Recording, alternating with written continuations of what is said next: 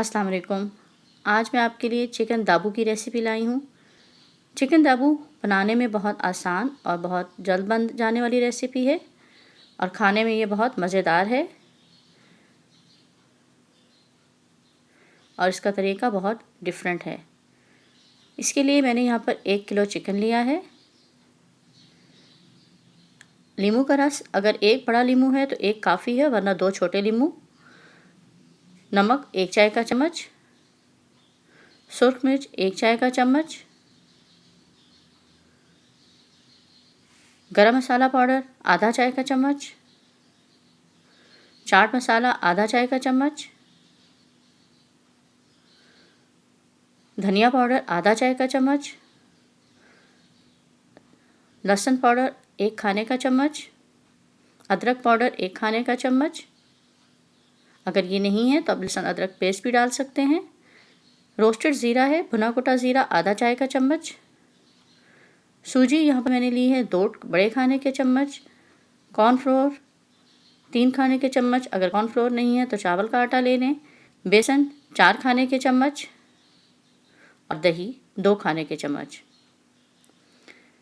सबसे पहले चिकन की मैंने बोटियों का साइज़ बहुत छोटा कर लिया था। अगर बड़े साइज़ का लेग पीस है तो उसके 3 पीस कर लें और अगर छोटा है तो फिर 2 ही रहने दें।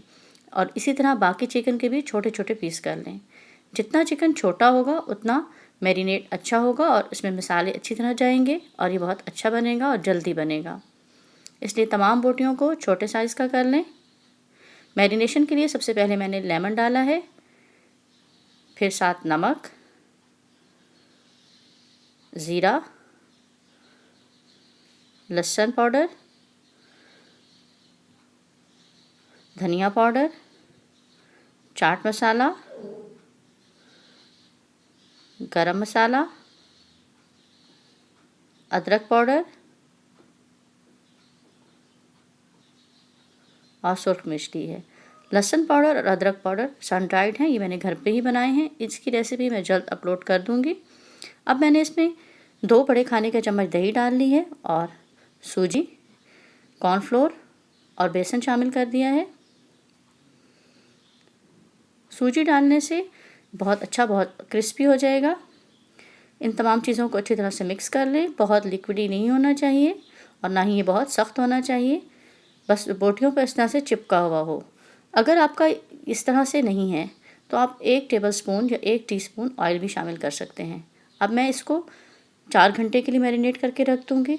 1 घंटे बाद भी अगर आप बनाएंगे तो ये बहुत अच्छा बनेगा। मैंने इसको 4 घंटे मैरिनेट किया है। 4 घंटे के बाद मैंने ऑयल को इस तरह से बहुत ज़्यादा गर्म कर लिया है हाई हीट पर, और जब ये गर्म हो गया तो फिर मैंने हीट मीडियम कर दी थी। अब मैं इसमें गोश्त शामिल कर रही हूँ। बोटियाँ सारी एकदम से नहीं डालनी है, बहुत ओवर क्राउडेड नहीं करना है। इस तरह नहीं करना है कि आपकी बोटियाँ साथ जुड़ जाएं। थोड़ा सा डालना है और इसको 3 से 4 मिनट के लिए एक साइड से पका लेना है, हिलाना बिल्कुल नहीं अभी। जब ये एक साइड से पक जाएगा तो तब हम इसको चम्मच से इस तरह से पलट देंगे और फिर दूसरी तरफ से भी 4 मिनट पका लेना है। इधर से भी बार बार चम्मच नहीं हिलाना है, वरना इसकी जो कोटिंग है वो उतर जाएगी। इस तरह दूसरी तरफ से भी पका लें। हीट मीडियम ही रखनी है। बहुत तेज़ आंच पर अगर पकाएंगे तो अंदर से तो कच्चा रह जाएगा और बाहर से जल जाएगा। दोनों तरफ से जब पक गया तो इसको छलनी में निकाल लें और इसको फिर ठंडा कर लेना है। 20 मिनट के लिए इसको ठंडा होने के लिए छोड़ दें। 20 मिनट बाद फिर मैं आपको आगे बताऊंगी। इसी तरह से तमाम चिकन को मैंने फ्राई कर लिया है।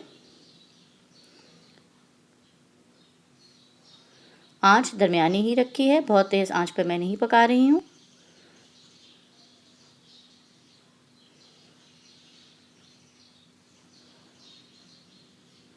लेकिन चिकन फ्राई होकर अब ठंडा हो चुका है। 20 मिनट गुजर चुके हैं। 20 मिनट बाद मैंने यहाँ पे एक नैपकिन लिया है। आप टिश्यू पेपर या कुछ ले सकते हैं, ब्राउन पेपर वगैरह। इस तरह से बोटी को रखना है और हाथ के दबाव से इसको प्रेस करना है। इतना प्रेस करने से इसका ऑयल बाहर आ गया है और बोटी हल्की सी टूट गई है। बहुत ज़्यादा इसको तोड़ना नहीं है, बहुत प्रेस नहीं करना है, बस हल्का सा दबाव डालना है। बोटी को हल्का सा डैमेज कर लेना है और इसका ऑयल इस तरह दबाने से बाहर आ जाएगा। यही चिकन दाबू है। इसको इस तरह से दबा दबा के इसका ऑयल निकाल लिया जाता है।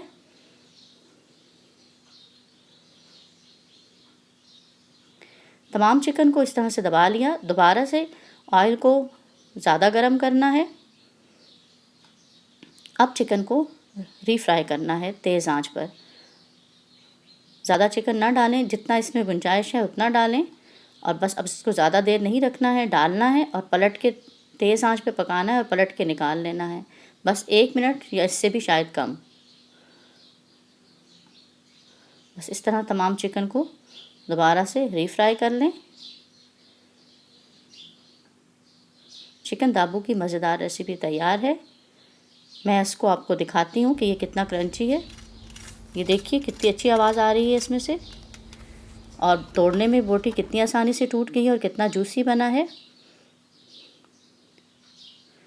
उम्मीद है आज की रेसिपी आपको बहुत अच्छी लगी होगी। इसको ज़रूर ट्राई कीजिए और कमेंट बॉक्स में अपने कमेंट ज़रूर बताइए। लेकिन चैनल को सब्सक्राइब करना, वीडियो को लाइक और शेयर करना ना भूलें।